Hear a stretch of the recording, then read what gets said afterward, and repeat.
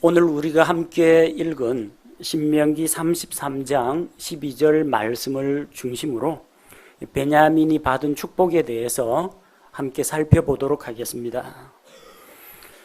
현대 사회에는 일부러 자녀를 갖지 않는 가정들이 많다고 합니다. 여러 가지 경제적인 여건이나 혹은 건강상의 이유로 자녀를 갖지 못하는 분들도 있습니다. 반면에 그냥 자식을 낳아서 기르는 그런 부담을 갖지 말고 남편과 아내가 우리끼리 연애하듯이 즐기면서 인생을 살자 그러는 부부들도 적지 않이 있다고 합니다. 요즘 그래서 신조어가 나왔습니다. 딩크족이라고 합니다. 딩크족, D-I-N-K, 더블 인컴, 노 키즈. 남편과 아내가 자식 걱정 없으니까 이제 맞벌이를 합니다. 더블 인컴, 소득은 2배가 되고 노 키즈, 자녀는 갖지 않습니다. 그러니까 자녀에게 쓰거나 물려주거나 하지 않고 부부가 그냥 자기들끼리 행복하게 인생을 즐기고 그냥 사는 겁니다. 반면에 그냥 아들이나 딸 중에 뭐 어찌되었든 간에 그냥 딱 한 명만 낳고 더 이상 자녀를 갖지 않는 가정도 있습니다. 그런 가정 경우에는 한 아이에게 온갖 사랑과 관심과 지원을 다 쏟아부어 줍니다. 다른 경쟁하는 다른 자녀들이 없기 때문에 한 아이에게만 집중할 수 있다라는 그런 이제 좋은 점이 있습니다. 반면에 조금 아쉬운 점도 있죠. 그 아이에게는 형이나 동생이나 언니나 누나나 누가 있으면은 좀 더 서로 믿고 의지하고 사회성도 좀 키우면서 잘할 수 있는데 좀 그런 점이 좀 부족합니다. 과거 우리 조상들은 4명, 5명은 예사고 8명, 10명씩 자녀를 두는 그런 분들도 계셨습니다. 전통적으로 동양에서는 많은 자식을 두는 것을 다산을 축복이라고 생각했습니다. 오늘날과 달리 옛날에는 주로 이제 농사를 지었습니다. 농사 일을 하자면은 일손이 많이 필요하죠. 노동 집약적인 이런 산업에서는 인구가 많아야 됩니다. 일꾼들이 많아야 됩니다. 그래서 이 자녀들이 많으면 가지 많은 나무에 바람 잘 날 없다고 부모님이 걱정, 근심거리가 좀 많습니다. 다 이제 부양을 해야 되죠. 또 혹시 자녀들이 서로 다투고 경쟁을 하면은 또 지켜보는 부모님 마음도 좀 안타깝습니다. 반면에 자녀들이 서로 이제 의지할 대상이 있기 때문에 사회성이나 인간관계도 발전하고 그 다음에 나이 들어가지고 부모님을 복양할 자식들이 많다는 것은 또 복이라고 생각합니다. 자녀를 많이 둔 가정에서는 다 이쁘고 귀한 자식이지만 그래도 또 그 중에서 특히 이뻐하는 아들, 이뻐하는 딸이 있기 마련입니다. 이거는 누구를 좋아하고 누구를 미워한다, 차별을 한다기보다는 좀 약하고 어린 그런 자녀에게 관심을 더 많이 쏟는 것이 사실입니다. 우리 조상들 옛 말씀에 10손가락 깨물어서 안 아픈 손가락이 없다고 합니다. 다 아픈 손가락입니다. 그런데 그 가운데 부모 입장에서는 특별히 어리고 연약한 아이, 그런 아이에게 더 많은 관심이 갑니다. 다 똑같이 아프지만 그 중에서 특별히 더 아픈 손가락이 있다는 겁니다. 누구겠어요? 막내입니다. 막내. 저만 하더라도 큰아들 예찬이를 생각하면은 좀 듬직하다는 생각이 듭니다. 근데 둘째 아들 예성이를 생각하면은 그냥 보고만 있어도 안타깝고 애처롭습니다. 예성이가 더 듬직하지 않느냐 하는데 체구는 좀 듬직한데 연약하고 신경이 많이 가고 손이 많이 갑니다. 요구 조건도 더 많고요. 막내는 여러 가지 면에서 좀 덕을 많이 보고 지냅니다. 나이가 어리죠. 힘이 약하죠. 그러다 보니까 손 위에 있는 형이나 누나, 오빠 오빠, 언니에게 눌려 지내는 그런 경우가 종종 있습니다. 어린 시절은 대부분 그렇게 아웅다웅하면서 지냅니다. 자, 그렇게 되면 이제 지켜보는 부모 마음에서는 그 막내를 좀 더 안타깝고 애처롭게 봅니다. 그러다 보니까 막내가 특별한 사랑과 보살핌을 받습니다. 여러분 가정 한번 돌아보십시오. 우리 정광욱 형제님도 있지만 생활을 얼마나 스파르타식으로 하드 트레이닝을 시켰는지 제가 들어서 알고 있는데, 성민이 하면은 이 형제님이 좋아가지고 어쩔 줄 몰라요. 자기 무릎에 앉히고 쓰다듬고 그렇게 이뻐하고 귀여워합니다. 물론 이제 성화도 사랑하고 성민이도 사랑하는데, 둘째 막내에 좀 더 각별한 것 같습니다. 아영이, 찬영이도 그렇죠. 우리 무뚝뚝한 최진수 형제가 찬영이를 얼마나 아끼고 이뻐하는지 그 보면은 지켜보는 눈길에서 사랑이 줄줄 묻어납니다. 우리 예영진 형제 가정에서 보배가 이제 첫 딸로 태어났을 때 그렇게 귀엽고 이쁘고 또 많은 성도들이 이쁘고 사랑을 했는데, 그 밑에 동생 지혜가 또 태어나니까 또 지혜가 또 이쁜 짓을 또 많이 합니다. 땡깡도 잘 부르지만. 그 밑에 또 수아가 또 태어났어요. 셋째 딸. 그러니까 또 연약하고 어린 또 수아를 또 애지중지합니다. 이번에 우리 솔찬이, 귀엽고 사랑스러운 우리 솔찬이 동생 솔민이가 나오면은 둘 다 사랑스럽고 귀엽지만 아무래도 어리고 연약한 그 동생에게 관심과 이 사랑이 더 많이 갑니다. 그리고 대부분 부모가 그 형, 누나, 오빠, 언니 키울 때는 그냥 조금만 몸에 이상이 생겨도 그 안절부절하고 그냥 울고 병원에 전화 걸고 난리가 납니다. 근데 둘째, 셋째쯤 딱 키울 때 되면요, 그동안에 쌓아놓은 노하우가 있기 때문에 둘째, 셋째 키울 때는 아주 쉽게 미리 예방하고 대처하고 다 도와줍니다. 그래서 둘째가 한번 자식을 키워본 경험이 있기 때문에 둘째나 막내는 알게 모르게 이런 혜택을 많이 봅니다. 동화책에도 성경책에도 큰아들보다 그 작은 아들 막내가 복을 많이 누리지 않습니까? 흥부놀부 가운데 동생 흥부가, 그리고 신데렐라 이야기에서 언니들에게, 계모에게 구박을 받지만 신데렐라가 또 주인공 아닙니까? 리어 왕 이야기에서도 막내딸 코델리아가, 아기 돼지 삼형제 이야기에서도 셋째 돼지가 어쨌든 주인공으로 부각이 됩니다. 첫째, 둘째보다는. 가인과 아벨 가운데 아벨을 하나님께서 인정하고 받으셨고, 먼저 태어난 이스마엘보다는 이삭을, 그리고 야곱과 에서 가운데 동생 야곱이 하나님의 약속을 상속받았습니다. 요셉의 아들 므낫세와 에브라임 가운데 에브라임이 더 크고 강성하게 되었습니다.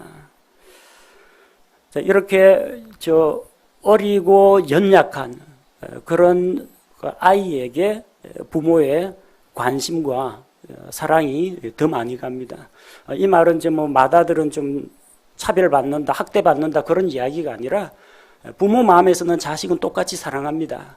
그런데 약하고 어린 아이에게 더 사랑과 정을 많이 주기 마련이라는 겁니다. 성경에서 다른 형들보다도 더 많은 복을 누린 막내들이 있습니다. 두 사람이 있어요. 한 사람은 다윗이고 다른 한 사람은 베냐민입니다. 그래서 오늘은 베냐민을 통해서 막내가 누리는 복에 대해서 살펴보고자 합니다. 자, 먼저 베냐민은 누구인가? 그는 아버지에게 사랑받는 아들이었습니다. 야곱에게는 12명의 아들들이 있었습니다. 그 가운데 야곱이 사랑하는 아내, 4명의 아내 가운데 제일 사랑하는 아내 누굽니까? 라헬이죠. 라헬이 요셉을 낳고 그리고 막내 베냐민을 낳았습니다. 이 베냐민은 태어나면서부터 엄마의 사랑을 못 받고 자랐습니다. 엄마가 베냐민 낳다가 죽었습니다. 창세기 35장 18절에 보니까 그녀의 혼이 떠나려 할 때 라헬이 죽습니다. 이는 그녀가 죽었기 때문이더라. 그녀가 그의 이름을 베논이라 하였으나 그의 아버지가 그를 베냐민이라 하였더라. 자, 야곱 일행이 길을 가다가 베들레헴 에브랏 근처에 왔을 때 라헬이 갑자기 출산을 하게 되는데 난산이었습니다. 그래서 베냐민을 낳다가 라헬이 죽습니다. 라헬이 마지막 죽어가면서 그를 자기가 낳은 아들을 베논이라고 불렀습니다. 베논이 슬픔의 아들이라는 겁니다. 근데 그의 아버지가 베냐민으로 이름을 고쳤습니다. 오른손의 아들이라는 그런 뜻입니다. 야곱은 막내 아들 베냐민을 아꼈습니다. 물론 요셉도 사랑했고 나머지 10명의 아들들도 사랑했지만 각별하게 베냐민을 애지중지 아꼈습니다. 생각해 보십시오. 자기 엄마가 아기 낳다가 죽었습니다. 어쩜 이 막내는, 이 핏덩어리는 엄마 따스한 품에 안겨가지고 엄마 젖 한 번 못 빨고 엄마하고 생이별을 했습니다. 엄마가 먼저 죽어버렸습니다. 그러니까 어떻게 해요? 더 정이 많이 가고 더 손이 많이 가고 더 사랑과 관심으로 돌보게 되는 겁니다. 보통 이제 막내들은 엄마 아빠 껌딱지가 되는 수가 많습니다. 엄마 아빠 딱 붙잡고 안 떨어지죠. 우리 보면은 요 몇몇 저 막내들 보면 엄마한테 착 달라붙어가지고 아빠한테 착 달라붙어가지고 안 떨어지는 아이들 있습니다. 야곱은 베냐민을 떼어놓지 않으려고 했습니다.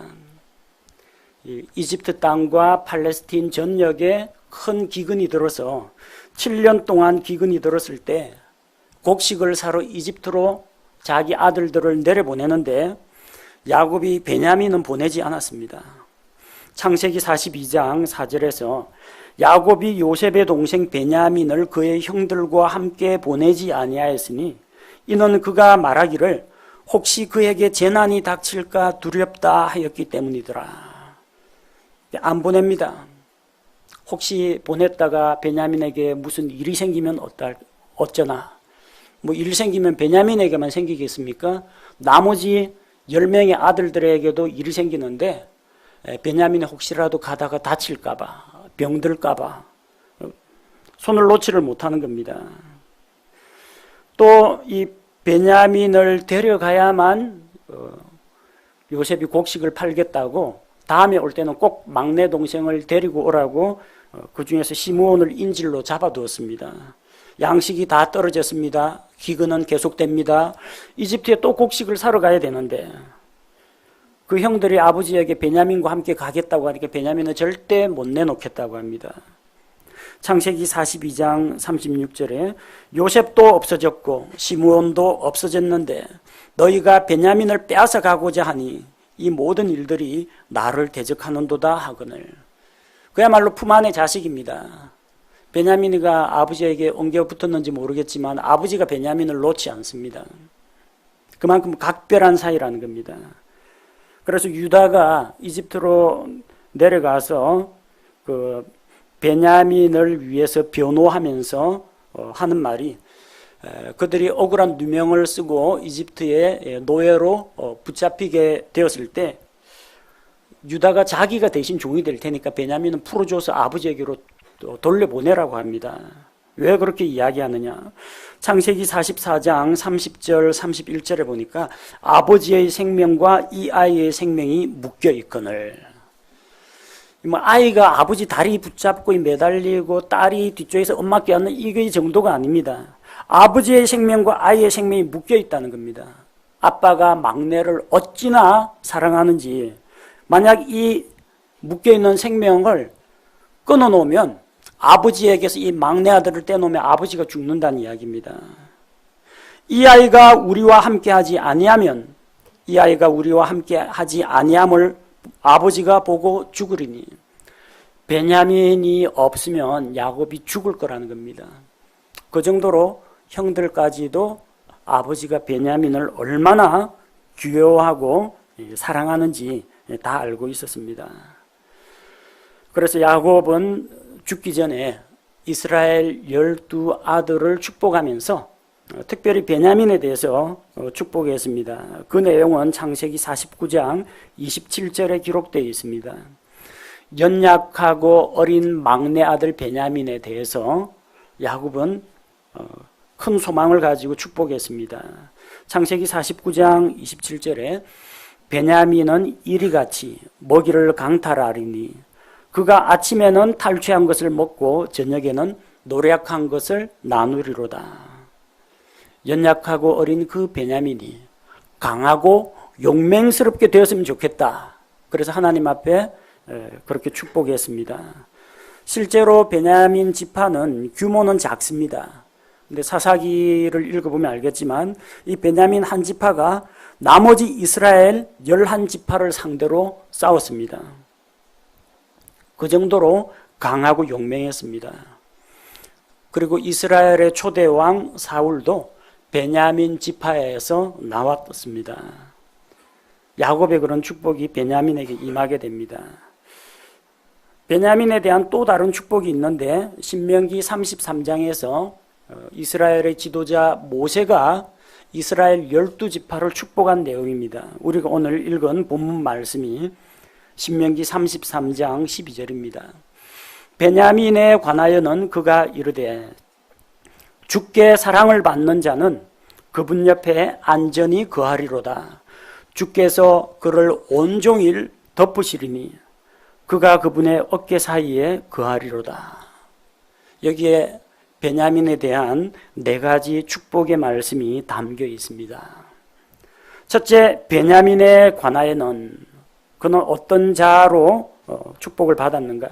주께 사랑을 받는 자, 하나님의 사랑을 받는 자로 표현되었습니다. 주께, 여호와께 사랑을 받는 자, 히브리어로 여디디아라고 합니다. 여디디아는 솔로몬의 또 다른 이름입니다. 다윗과 바세바 사이에 간음을 통해서 태어난 아이는 어려서 죽었습니다. 그리고 다윗이 바세바를 정식 아내로 맞이했을 때 바세바와의 사이에서 아이가 태어났는데 사무엘하 12장 25절에 보면 하나님께서 대언자 나단을 보내셨습니다. 대언자 나단의 손으로 보내심에 그가 주로 인하여 그의 이름을 여디디아라 하니라. 솔로몬이라는 이름도 있고 여디디아라는 이름이 있는데 여디디아는 여호와께 사랑을 받는 자라는 겁니다. 베냐민이 바로 그 이름입니다. 여호와 하나님으로부터 사랑을 받는 자. 사실 이것보다 더 큰 축복은 찾기가 어렵습니다. 내가 물질이 풍요할 것이다. 자손이 번창할 것이다. 내가 땅에서 장수할 것이다. 내가 대적들을 누를 것이다. 여러 가지 축복이 있지만 이 모든 축복을 능가하는 축복이 있습니다. 너는 하나님께 사랑받는 자. 얼마나 좋은 축복입니까? 주 하나님의 사랑을 받는 자가 되는 것보다 더 큰 기쁨과 더 큰 축복은 없습니다. 우리 자신을 돌아봅시다. 우리가 예수 그리스도를 알기 이전에는 사랑받는 존재가 아니었습니다. 하나님은 거룩하고 엄하신 재판장이시오. 우리는 하나님 앞에서 멸망받을 죄인이었습니다. 우리는 죄로 인해서 하나님과 원수가 되었습니다. 그리고 우리는 본질상 태어날 때부터 진노의 자녀였습니다. 그러나 예수님을 믿고 우리가 하나님의 자녀로 태어남으로 말미암아 우리는 주께 사랑을 받는 자가 되었습니다. 베냐민의 축복, 하나님의 사랑을 받는 그 축복이 바로 우리 성도들에게 주신 하나님의 복이라는 것입니다. 두 번째 복이 있습니다. 두 번째 복은 무엇입니까? 주께 사랑을 받는 자는 그분 옆에 안전히 거하리로다. 하나님 옆에 안전히 거한다는 겁니다. 왕 앞에 나아가려면 절차가 복잡합니다. 고대 왕 앞에 나아가려면 가까이 가지도 못하고 멀찍이 문 입구에서 무릎 꿇고 엎드려야 됩니다. 혹시라도 이게 왕을 알현한다는 그런 이름하에 그 사람이 자객으로 돌변해 가지고 왕을 해칠 수가 있기 때문입니다. 그래서 진시황 같은 경우 전제 군주였죠. 중국을 통일한 진시황 같은 경우 아무리 공로가 뛰어난 신하나 부하 장수가 있더라도 자기로부터 10장 거리 이내에 들어오지 못하도록 했습니다. 그 바깥에서 인사하고 선물을 내리거나 상소문을 올리거나 하면은 내시가 와가지고 받아가지고 황제에게 갖다 주고 전할 하사품이 있으면은 받아가지고 내려가서 전달해 주곤 했습니다. 절대 자기 앞에 가까이 두지 않았습니다. 여러분 청와대에 가서 대통령 얼굴 한번 보는 거 대통령이 불러주면은 혹시 나아갈 수 있겠지만 일반인이 가려면 청와대 잔디밭 구경은 하는데 우리가 대통령 얼굴 한번 보자 한다고 대통령이 우리 만나주진 않습니다.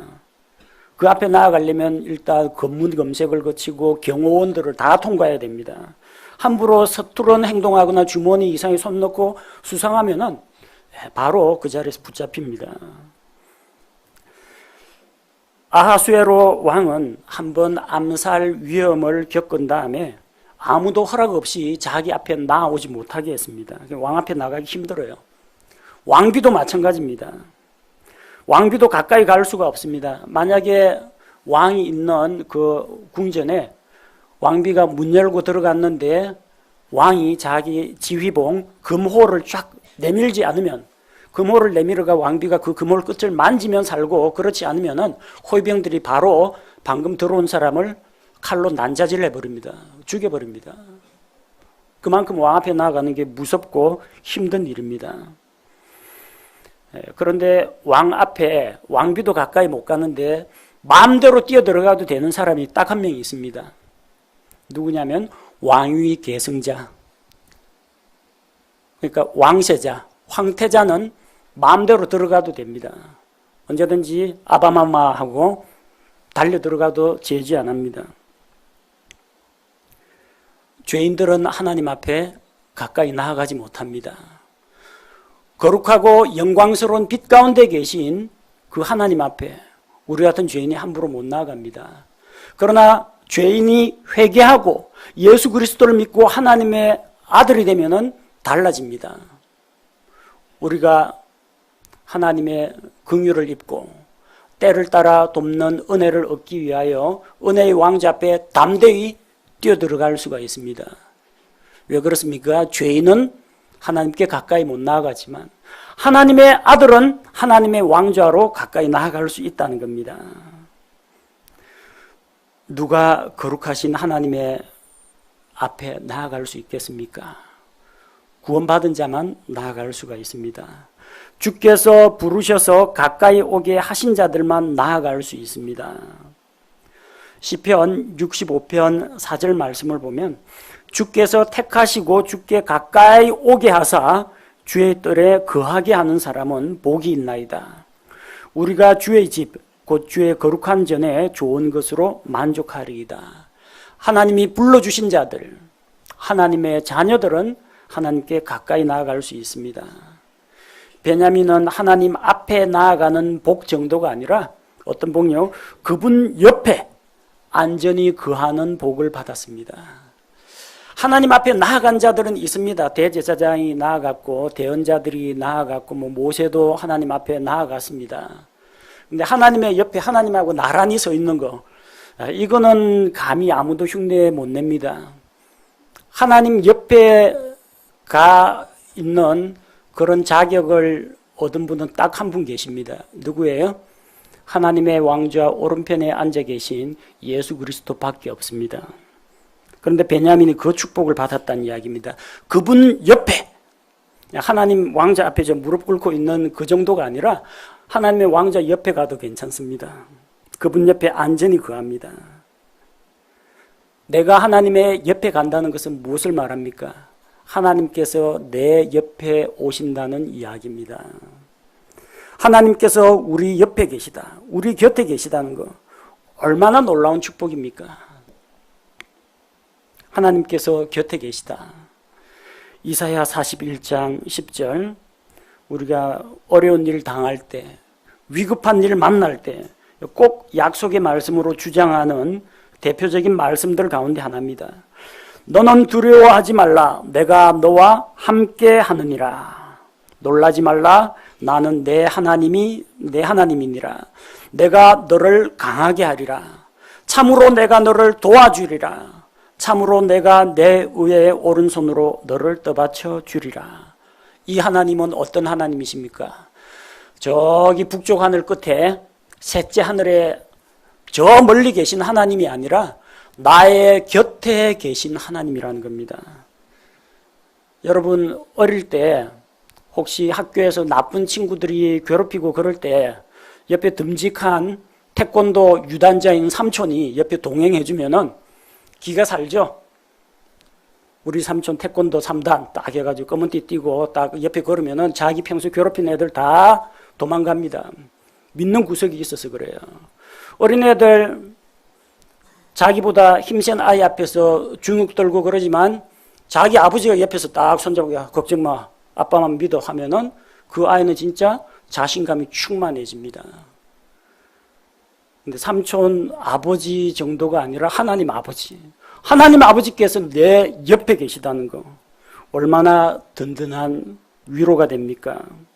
이사야 43장 2절 내가 물 가운데로 지나갈 때 내가 너와 함께 하리라.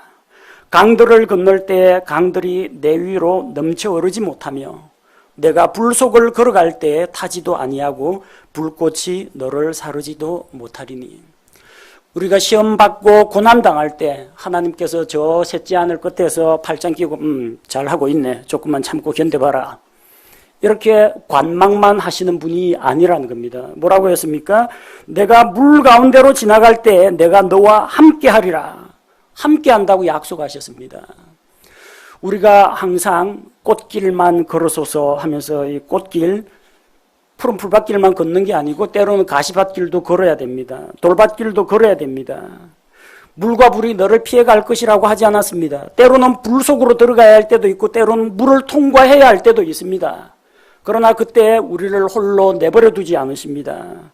여러분 같으면 막내 아들 개울가 건넌다 하는데 잘 건너나 못 건너나 한번 물에 빠져봐라 하고 뒤에서 킥킥대면서 지켜보겠습니까? 옆에 같이 가줍니다. 업고 가든지 안고 가든지 손잡고 가든지 어쨌든 곁에 함께 있어줍니다. 우리가 물 가운데로 지나갈 때 주 하나님께서 우리와 함께 하십니다. 우리 옆에 계십니다. 우리가 불 속으로 통과해야 되는 그런 상황에서도 주님께서 우리와 함께 계십니다. 저 하늘 끝에 가 계신 하나님이 아니라 나의 인생 가운데 나의 삶 가운데 들어와 계시는 하나님, 내 옆에서 나와 함께 발 맞추어서 걸어주시는 그 하나님이 바로 베냐민의 하나님이요 우리가 믿고 있는 아버지 하나님이시라는 겁니다. 세 번째 베냐민이 받은 축복은 무엇입니까? 주께 사랑을 받는 자는 그분 옆에 안전히 거하리로다. 주께서 그를 온종일 덮으시리니. 덮어주십니다. 찬송가 59장 찬양에 보면 오 놀라운 구세주 예수 내 주, 그 후렴 가사가 이렇게 되어 있습니다. 메마른 땅을 종일 걸어가도 나 피곤함 몰랐으며 저 위험한 곳 내가 이를 때면 큰 바위에 숨기시고 주 손으로 덮으셨네. 큰 바위, 흔들리지 않는 바위에 바위 그늘에 숨기시고 하나님께서 손으로 덮어주십니다. 시험과 고난과 풍파가 지나갈 때까지 손으로 가리고 우리 대적들이 우리를 발견하지 못하게 하고 어떤 재앙이나 어떤 위험이 우리에게 닥치지 않도록 하나님이 그분의 능력의 손으로 덮어주십니다. 아버지의 사랑은 막내 아들을 품고 덮어주는 사랑입니다. 주께서 우리를 덮어서 보호하십니다. 새들 가운데 어떤 새들의 왕이라고 불리는 독수리가 있습니다. 독수리는 사냥할 대상에게는, 사냥감에게는 정말 인정사정 없이 난폭합니다. 다른 새들이나 혹은 지상을 기어가는 동물들을 공격할 때 독수리의 눈과 부리와 발톱은 날카롭습니다. 그리고 먹이를 잡아채 가지고 갈기갈기 찢어버립니다. 하지만 독수리도 자기 새끼들은 날개로 덮어줍니다. 시편 91편 1절과 4절 말씀에 지극히 높으신 이의 은밀한 곳에 거하는 자는 전능자의 그늘 밑에 거하리로다. 그분께서 자신의 깃털로 너를 덮으시리니 내가 그분의 날개 밑에서 그분을 신뢰하리로다. 그분의 진리가 너의 큰 방패와 작은 방패가 되리니 주께서 그 깃털로 그분의 날개의 그늘로 덮으신다고 했습니다. 이 말은 하나님께서 새라는 이야기가 아닙니다. 하나님이 무슨 날개가 달려있다 그런 의미도 아닙니다. 하나님은 육체를 가지신 분이 아니라 하나님은 영이십니다. 그러나 이것은 우리가 알아듣기 쉽도록 우리에게 하나님께서 표현하신 겁니다. 하나님의 능력의 오른팔로. 하나님은 왼팔은 없냐? 그런 의미가 아닙니다. 하나님은 우리에게 능력의 오른팔을 내미시고 불꽃 같은 눈동자로 우리를 살피시고 또 그분은 독수리가 자기 새끼를 덮어서 보호하는 것처럼 그분의 날개로 우리를 덮어주십니다. 베냐민이 받은 축복이 무엇입니까? 주께서 그를 온종일 덮어주신다는 겁니다. 여러분, 막내 아들이 자는데 이불을 걷어차고 자면은 덮어주지 않습니까? 막내 아들이 잘못을 저질렀는데 와서 울먹울먹하면서 죄송해요 잘못했습니다 하고 용서를 구하면 이놈의 새끼 하면서 후려 갈기진 않을 겁니다. 징계는 따로 징계를 하더라도 죄를 용서하고 덮어줍니다. 하나님께서 우리를 덮으십니다. 위험과 재난과 고난으로부터 지키기 위해서 우리를 덮어주십니다. 우리가 죄의 문제를 가지고 하나님 앞에 나아갈 때 예수 그리스도의 보배로운 피로 우리를 덮어주시고 우리의 죄를 보지 않으시고 예수 그리스도의 의를 보십니다. 우리를 용서하시고 받아주십니다. 온종일 덮어주시는 하나님이십니다. 그래서 우리는 두려움이 없습니다. 나를 덮어주시는 하나님이 계시기 때문입니다. 시편 91편 3절 그리고 5절에서 7절을 보면 그분께서 너를 새 사냥꾼의 올무에서와 해로운 역병에서 확실히 건지시리로다. 내가 밤에 임하는 두려움과 낮에 날아드는 화살과 어둠 속에서 다니는 역병과 한낮에 피폐하게 하는 멸망을 무서워하지 아니하리로다. 1000명이 내 곁에서 10,000명이 내 오른쪽에서 쓰러질 터이나 그것이 내게 가까이 오지 못하리로다. 주께서 덮어주십니다. 그 보호막이 언제까지 지속됩니까? 온종일입니다. 자, 오늘 새날이 되었습니다. 밤 12시 땡에 새날이 밝았습니다. 온종일이니까 24시간 덮어주십니다. 다음날 됐습니다. 밤 12시 땡 하면은 또 새날이 밝았습니다. 온종일, 하루종일 24시. 1년 365일 24시간 덮어주십니다. 어느 삼촌이, 어느 육신의 아버지가, 어느 경호원이 이렇게 덮어줄 수가 있습니까? 오직 하나님께서 온종일 자기 아들, 자기가 사랑하는 아들, 애처롭게 여기는, 불쌍히 여기는 그 아들을 온종일 덮어주시고 보호하신다는 겁니다. 네 번째 축복이 있습니다. 주께 사랑을 받는 자는 그분 옆에 안전히 거하리로다. 주께서 그를 온종일 덮으시리니 그가 그분의 어깨 사이에 거하리로다. 그분의 어깨 사이에 거한다고 했습니다. 여러분 어깨 사이에 뭐가 있습니까? 오른쪽 어깨, 왼쪽 어깨. 그 사이에 뭐가 있어요? 머리가 있습니다. 머리. 신체에서 가장 중요한 머리가 있습니다. 머리는 어깨 사이에 있기 때문에 가장 멀리 볼 수 있습니다. 그리고 어디 길 가다가 벽에 부딪혀도 어깨가 먼저 부딪히지 머리가 먼저 부딪히지는 않습니다. 왜? 일단 부딪힐 때 되면 여기 한번 부딪히고 그 충격으로 여기에 부딪혔지 머리를 먼저 맞지는 않습니다. 어깨가 머리를 보호하기 때문입니다. 그래서 보통 이제 뭐 악당, 뭐 갱 영화 같은 데 보면 이 악당이 어떤 사람의 생명을 위협할 때 그러죠. 그 밤에 다닐 때 어깨 위에 있는 물건 조심하시오 그러죠. 어깨 위에 있는 물건이 아닙니다. 어깨 위에 뭐가 있어요? 우리 머리가 있습니다. 생명 조심하라는 이야기입니다.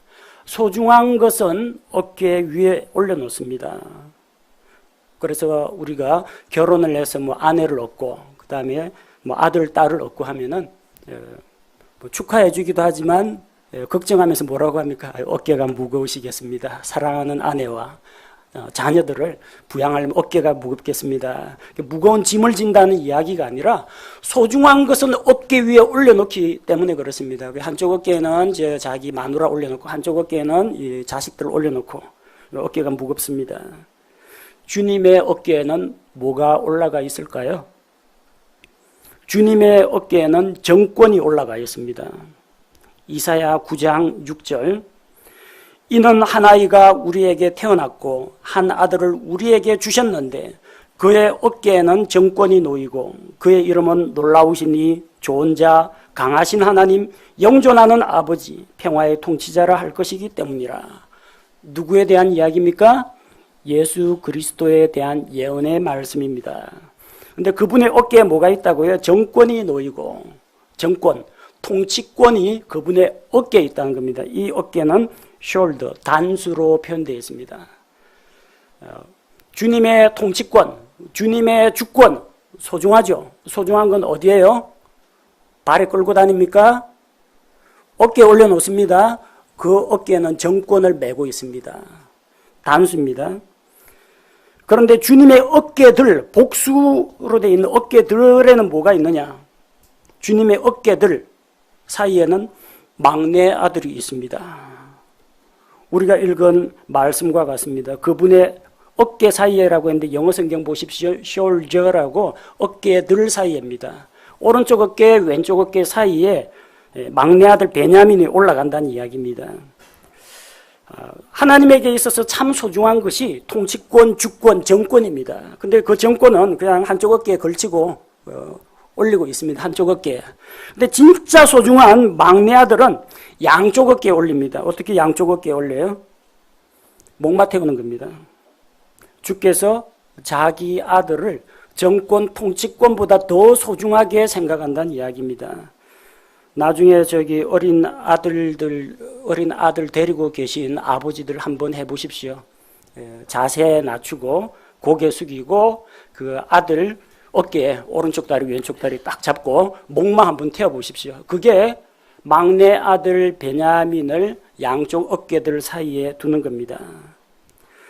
베냐민에 관하여는 그분의 하나님의 어깨 사이에 거하리로다. 하나님께서 막내 아들 베냐민을 목마 태우고 딩가딩가 하면서 어쩔 줄 몰라가지고 좋아하시는 모습을 이야기하는 겁니다.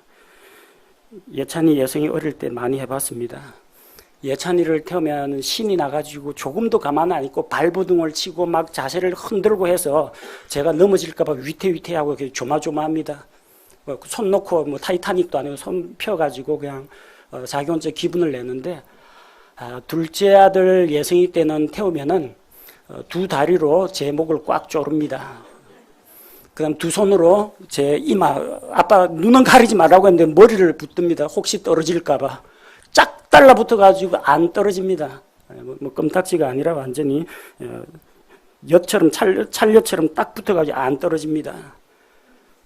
아버지가 막내 아들이 얼마나 좋으면 목마 태워가지고 신난다고 같이 이렇게 노는 겁니다.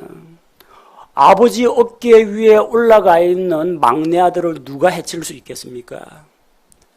아버지를 쓰러뜨리기 전에는 절대 불가능합니다. 막내 아들은 키가 작습니다. 자기 형보다는 작겠죠. 어릴 때는. 막내 아들은 키가 작아도 아버지가 보는 거 다 봅니다. 또 사람들 모여가 뭐 구경하고 그러잖아요. 아버지 저 안 보여요 하면 그래. 목마 태워가지고 아버지도 이 어깨 너머로 보는데 막내 아들은 아버지 어깨 위에 올라가가지고 안에 구경거리들 다 봅니다. 아버지 어깨 위에 올라가서 멀리 볼 수 있습니다. 남들이 못 보는 것을 볼 수가 있습니다. 아버지 어깨 위에 있으면 보호를 받습니다. 아버지 어깨 위에 있는데 돌부리에 걸려 넘어질 일이 있겠습니까? 개울물 건너는데 발 적실 일 있겠습니까? 아버지 어깨 위에 있는데 누가 그 아들을 해칠 수가 있겠습니까? 여러분이 돌밭길을 지날 때나 시냇물을 건널 때 아버지는 사랑하는 어린 아들을 어깨 위에 태우고 지나갑니다. 이 베냐민의 축복이 누구를 향한 것일까요? 베냐민은 야곱의 12번째 아들, 막내 아들입니다. 그 이름의 뜻은 오른손의 아들이라는 뜻입니다. 오른손의 아들. 하나님의 왕좌 오른편에는 예수 그리스도께서 앉아 계십니다. 예수 그리스도는 하나님의 독생자 외아들이십니다. 외아들은 자기가 맏아들인 동시에 자기가 막내입니다. 예수님은 맏아들인 동시에 하나님의 막내 아들입니다. 이 축복의 메시지는 하나님께서 자기 아들 예수 그리스도를 얼마나 사랑하시는지 아들을 향한 하나님의 사랑을 나타낸 말씀이기도 합니다. 또 이 축복의 말씀은 하나님께서 베냐민과 베냐민 지파에게 주신 축복의 말씀입니다. 그리고 우리에게 주신 말씀입니다. 이 말씀은 구원받은 자녀들을 애지중지 사랑하시는 하나님의 마음을 노래한 것입니다. 베냐민에게 주어진 그 축복이 바로 우리 구원받은 성도들에게 하나님이 주시는 복입니다. 우리는 주님으로부터 사랑을 받는 자입니다. 우리는 주님과 동행할 때 그분 옆에 안전히 거하는 자입니다. 우리는 주께서 온종일 덮어주시는 자입니다. 우리는 하나님의 어깨 사이에 거하는 자들입니다. 집안에서 가족들이 막내를 귀여워할 때 형과 언니, 누나, 오빠들은 대개의 경우 양보를 합니다. 자기는 어릴 때 그만큼 받았거든요. 그래서 특별히 아버지, 어머니가 막내 아들 귀여워해 준다고 해서 그거 가지고 크게 시샘하거나 질투하지는 않습니다. 아이가 좀 성장하고 조금 철이 들면요. 마찬가지로 가정에서 이 막내를 귀여워하고 더 많은 사랑과 정을 쏟는 것처럼 우리 교회에서도 어린 성도들에게 사랑과 관심을 보이는 것이 필요합니다. 어린 성도들을 잘 보살피십시오. 어리다는 것은 1차적으로 나이가 어리다는 것을 말합니다. 그러니까 나이가 어린 우리 유치부, 갓난쟁이들부터 시작해서 주일학교 어린이들 사랑과 정으로 보살펴 주시기 바랍니다. 또 나이는 좀 많이 들었지만 아직까지 영적으로 어린 분들도 계십니다. 나이는 좀 들었는데 신앙생활을 한 지 얼마 안 돼가지고 아직 영적으로 어린 새신자들에게 여러분이 관심과 사랑을 나눠주시기 바랍니다. 이미 충분히 성숙한 사람은 누가 자기한테 막 사랑과 관심을 쏟아붓지 않아도 혼자서 잘 살아갑니다. 그런데 처음 와가지고 쭈삣쭈삣거리고 아는 사람도 없고 어디에 앉아야 될지 막 망설이고 이런 사람에게 아무도 신경 안 쓰면 어떻게 됩니까? 소외감 느낍니다. 적극적으로 다가가서 말도 붙여주고 인사도 건네고 자리도 권하고 같이 식사도 해주고 전화 연락도 좀 해주고 관심을 보여줘야 됩니다. 막내 아들 베냐민을 그 아버지가 하나님께서 돌보시는 것처럼 연약하고 어린 성도들을 여러분께서 돌봐주시기 바랍니다. 그리고 믿음이 연약한 성도들, 몸이 허약한 성도들 돌아보시기 바랍니다. 부유하고 건강하고 강한 사람보다는 좀 어리고 병약하고 그리고 영적으로 좀 힘든 사람들에게 우리가 관심을 보일 필요가 있습니다.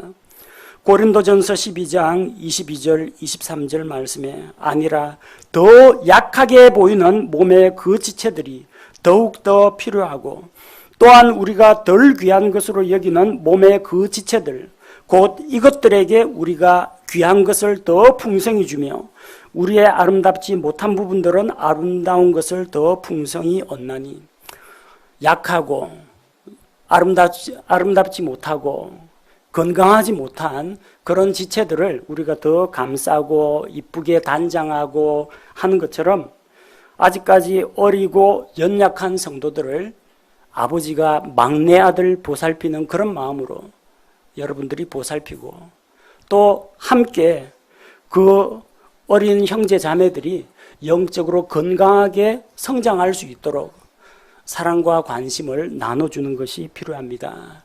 베냐민에게 주신 그 축복은 우리 구원받은 성도들에게 주신 하나님의 축복이며, 그 복을 받아 누린 우리는 또한 우리보다 더 어리고 더 연약한 지체들을 돌아보는 이 일에 우리 자신을 드려야 되겠습니다.